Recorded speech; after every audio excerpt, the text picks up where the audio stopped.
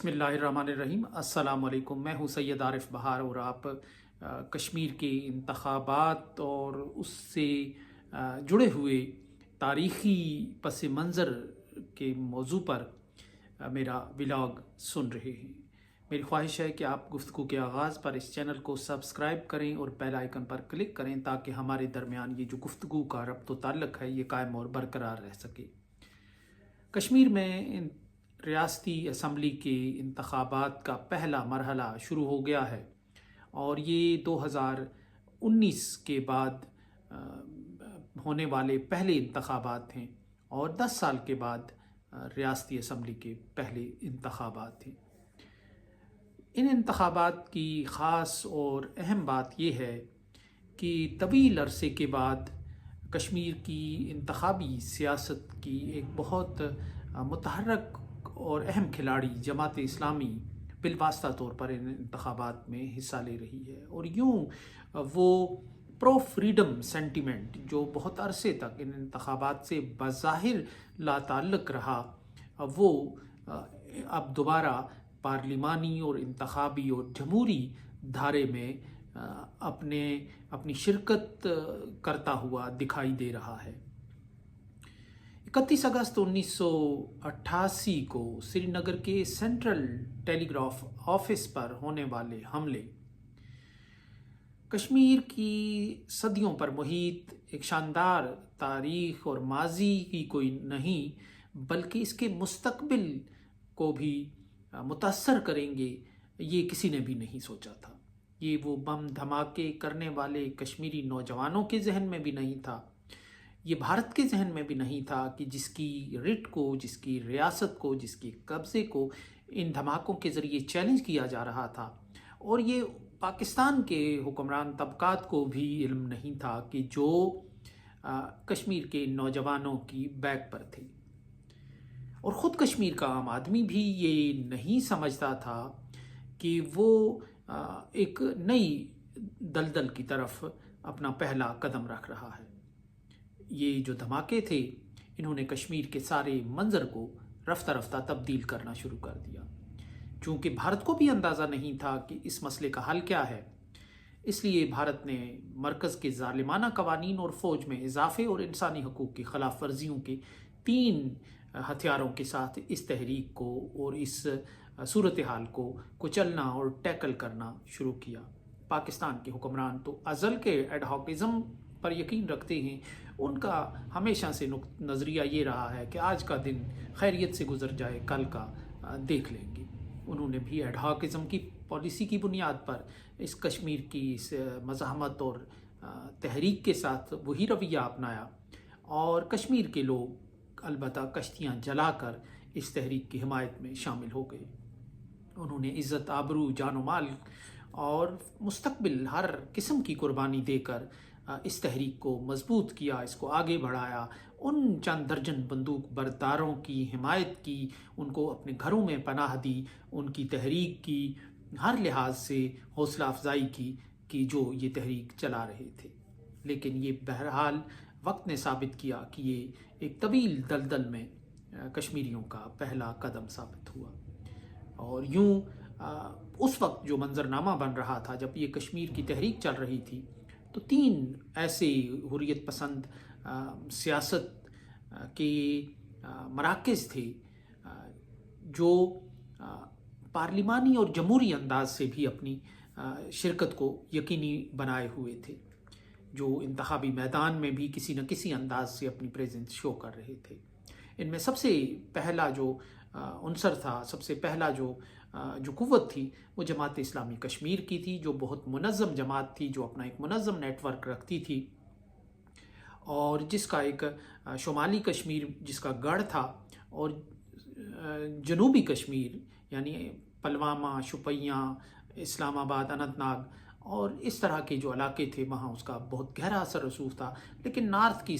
जानिब भी बांडीपोरा, बारामूला और कई ऐसे इलाके थे जहाँ उसका खासा असर रसूख था और ये एक मुनज़्ज़म जमात थी और सबसे बड़ी हुर्रियत पसंद जमात इसको उस दौर में कहा जा सकता था। मसल्ह तहरीक के नतीजे में जो हालात पैदा हुए اس نے جماعت اسلامی کو اس جمہوری اور پارلیمانی دھارے سے نکال باہر پھینک دیا۔ جماعت اسلامی میں دو سوچیں تھیں، ایک سوچ انقلاب کے ساتھ دینے کی تھی اور ایک سوچ روایتی اپنے تنظیمی ڈھانچے کے ساتھ وابستہ رہتے ہوئے اپنے روایتی ڈگر پر چلنے کی تھی۔ اور اس کے بعد جو دوسری فورس تھی وہ شمالی کشمیر میں اپنا اثر رسوخ رکھتی تھی، وہ پہاڑی بیلٹ میں اپنا خاصا ایک اثر رسوخ رکھنے والی شخصیت تھے۔ عبدالغنی لون ایک جرأت مند لیڈر کے طور پر پہچانے جاتے تھے اور سابق وزیر بھی رہے تھے اور ایم ایل اے بھی کئی بار منتخب ہوئے تھے۔ پیپلز کانفرنس ان کی جماعت تھی، وہ بھی بعد میں مسلم متحدہ محاذ میں ہی شامل ہو گئے اور وہ بھی ایک جمہوری عمل پر یقین رکھتے تھے اور وہ بھی اس دھارے سے نکل گئے اس مسلح مزاحمت کے نتیجے میں۔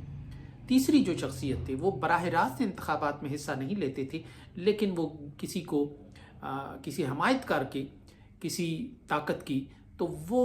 اپنا ایک رول پلے کرتے تھے۔ سینٹرل سری نگر میں ڈاؤن ٹاؤن علاقے میں جامع مسجد کے ارد گرد کے علاقے میں وہ میر وائز مولوی فاروق تھے۔ جب مسلح تحریک چلی تو حزب المجاہدین اس دعوے کے ساتھ سامنے آئی کہ وہ جماعت اسلامی کا فوجی بازو ہے اور جماعت اسلامی کے جو لوگ تھے، جو ورکر تھے، جو اس کی ینگ لاٹ تھی، وہ ساری بہت بڑی تعداد میں اس طرف چلی گئی اور انہوں نے بندوق تھام لی اور جو جماعت اسلامی کا جو جمہوری اور پارلیمانی سسٹم کے اندر رہنے والا جو طبقہ تھا وہ آئسولیٹ ہو گیا، وہ غیر مؤثر ہو گیا، غیر فعال ہو گیا۔ اسی طرح عبدالغنی لون پہلے جموں و کشمیر لبریشن فرنٹ کی سرپرستی کرتے رہے، بعد میں پھر انہوں نے البرق کے نام سے ایک اپنا مسلح ونگ تشکیل دیا اور میر وائز عمر فاروق جو بالواسطہ اس تحریک میں یا انتخابی سیاست میں اپنا کردار ادا کرتے تھے، ان کے نام سے ان کے بیٹے یعنی جو میر وائز آج کے ہیں عمر فاروق، ان کے نام سے العمر مجاہدین کے نام سے ایک ایسی تنظیم سامنے آئی جو یہ دعویٰ کرتی تھی کہ وہ عوامی ایکشن کمیٹی کا فوجی بازو ہے یا اسے اس کی بلیسنگز حاصل ہیں۔ یوں یہ تینوں جماعتیں انتخابی دھارے سے نکل گئیں۔ آج 36 برس کے بعد جماعت اسلامی جب کشمیر کے انتخابات میں بالواسطہ طور پر اتر رہی ہے اور اس کی قیادت برملا جماعت اسلامی کے مرکزی ہیڈ کوارٹر میں بیٹھ کر یہ اعلان کر رہی ہے کہ اگر اس پر سے بین اٹھائی جائے تو وہ پوری قوت کے ساتھ جماعت کے طور پہ، تنظیم کے طور پہ الیکشن میں حصہ لے گی۔ ان انتخابات کی سب سے اہم بات یہ ہے کہ کشمیری عوام اور کشمیر کا جو مزاحمتی کیمپ ہے وہ دوبارہ 1987 میں پہنچ گیا ہے یا اس سے قبل کے ماحول میں پہنچ گیا ہے اور جماعت اسلامی کا انتخابات میں بالواسطہ شرکت کرنا اور اگلے انتخابات میں اگر بین ان سے اٹھ جاتی ہے تو براہ راست اور پوری قوت کے ساتھ اترنا اور اس کا برملا اعلان کرنا اس بات کا ثبوت ہے کہ کشمیری واپس پرانے دور میں جا رہے ہیں۔ عبدالغنی لون پہلے ہی ان کی جماعت جو ہے ان کے قتل کے بعد پوری قوت کے ساتھ انتخابات میں اترتی ہے۔ سجاد غنی لون ان کے بیٹے ہیں، وہ پہلے ہی واپس اس دھارے میں آ چکی ہے۔ اب جماعت اسلامی بھی اس دھارے میں آ گئی اور جو بائیکاٹ ہے یعنی میر وائز عمر فاروق اکثر حریت کانفرنس کی طرف سے بائیکاٹ کی اپیل کرتے تھے، اس دفعہ چونکہ بائیکاٹ بھی نہیں ہوا تو میر وائز صاحب اور جو یہ کیمپ ہے یہ اس عمل کو ایک راہ دیتا ہوا نظر آ رہا ہے، یعنی ایک وزن ڈال رہا ہے اس عمل کے حق میں خاموش رہ کر، اور یوں کشمیری واپس اپنے مقام پر پہنچتے ہوئے نظر آ رہے ہیں۔ تو کیا اس کا ہم یہ مطلب لیں کہ جو 1987 میں فیز شروع ہوا تھا سینٹرل ٹیلی گراف آفس سے، کیا وہ اب ختم ہو گیا؟ کیا اس کا سکوت ہو گیا؟ کیا وہ فیز گزر گیا اور اب کشمیری نئے انداز سے ایک دوبارہ سیاسی دھارے میں رہتے ہوئے اپنی شیرازہ بندی کر رہے ہیں؟ تو یہ ایک سوال اپنی جگہ اہم ہے۔ کشمیر کا عام آدمی اگر اس الیکشن میں حصہ لیتا ہے تو اس کی بات سمجھ آنے والی ہے کہ اس کو دائیں بائیں کے ماحول نے حالات سے مایوس کیا ہے۔ جب آپ یہ کہیں گے کہ آپ کے ٹینکوں میں تیل ڈالنے کے پیسے نہیں ہیں تو پھر ظاہر ہے کشمیری اپنے لیے خود راہ تلاش کرے گا، اور یہ بڑی ذہین قوم ہے اور بڑی حالات پہ نظر رکھنے والی قوم ہے۔ یہ حالات سے فائدہ اٹھانا اور حالات سے کے اندر اپنی راہ بنانے کا ایک فن جانتی ہے، اور کیونکہ اس کے پیچھے ایک صدیوں کا ایک کلچر ہے، ایک تاریخ ہے اور فیصلہ سازی کی ایک صلاحیت ہے۔ تو اگر یہ بھی کہا جائے، یہ سوال بھی لازمی اٹھے گا کہ اب ہم 35 سال سے اس ساری صورتحال پر لکھ رہے ہیں، تجزیاتی انداز سے اس کا جائزہ لیتے ہیں کہ کیا اس کا مطلب یہ ہے کہ جو حکومت پاکستان کی پالیسی تھی اس عرصے میں کیا وہ ناکام ہو گئی ہے؟ تو اس کا جواب بھی اس بات میں ہی ہونا چاہیے کہ ایڈہاکزم کی جو پالیسی ہے وہ زیادہ دیر تک اپنا رنگ نہیں جماتی. روز مرہ کی جو معاملات ہیں ان کو چلانے اور ان کو دیکھنے کا جو انداز ہے وہ ایسا دور رس نہیں ہوتا کہ وہ نتیجہ خیز اور بارآور ہو سکے. ایک لحاظ سے یہ بھی کہا جا سکتا ہے کہ ایڈہاکزم کی پالیسی بھی اس لحاظ سے ناکام ہو گئی ہے. لیکن جن حریت پسندوں کو دہشت گرد قرار دے کر ایلیمنیٹ کرنے کی بات کر کے علیحدگی پسند کہہ کر بھارت کچلنا چاہتا تھا، آج انہی کی منت سماجت کر کے، آج انہی کے جو چرنوں میں بیٹھ کر بھارت انہیں دوبارہ مرکزی دھارے میں لا رہا ہے. تو یہ اس الیکشن کی ایک خاص بات ہے، اور یہ آنے والے دنوں میں نہ صرف کشمیر کے حوالے سے